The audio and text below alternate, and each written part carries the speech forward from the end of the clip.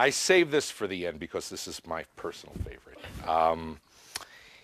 It tells the story that was actually my favorite story as a child, and in fact is still probably my favorite story.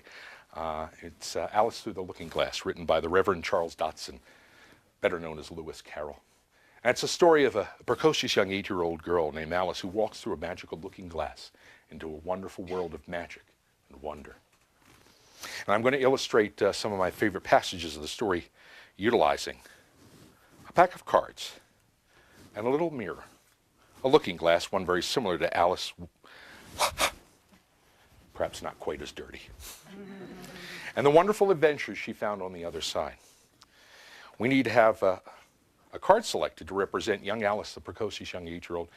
If you would, please. As I run through the pack, just tell me when to stop. Stop. Right there. We utilize this card, the 5 of spades, to represent Alice. An excellent choice, one I would have made myself had I been given the opportunity. Right. There's some other cards that we use that we come to. The first two are the 2 black jacks.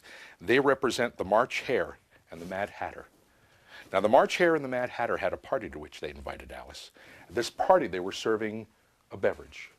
And written on the beverage, the bottle of the beverage, were 2 words. Do you know what they said? Exactly right.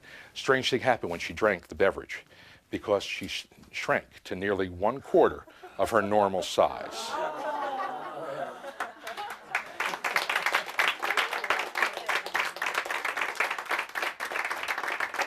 Needless to say, this perturbed young Alice, but fortunately for her, the effects of the elixir were short-lasting, and she soon returned to her normal size. That was the first adventure of little Alice.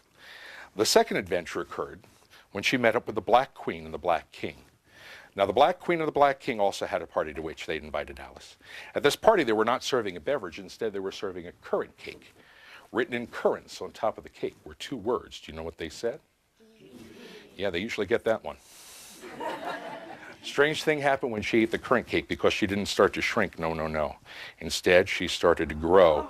So much so that her arms and legs protruded through the windows and doors, her head through the chimney.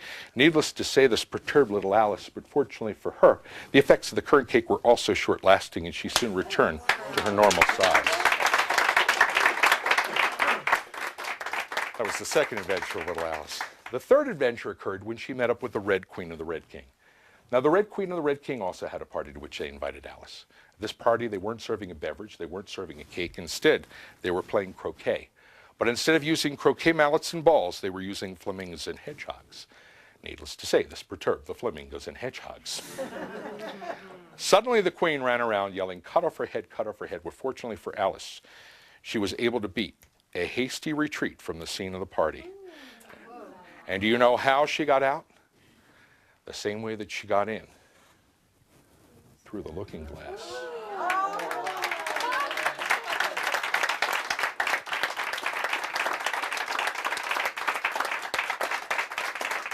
Now, this is the story of a young girl's imagination, something we don't use as often as we should as we get older. Some people think you need a magic looking glass like this to get into that wonderful world of magic and imagination, but you don't. You can use any looking glass at all.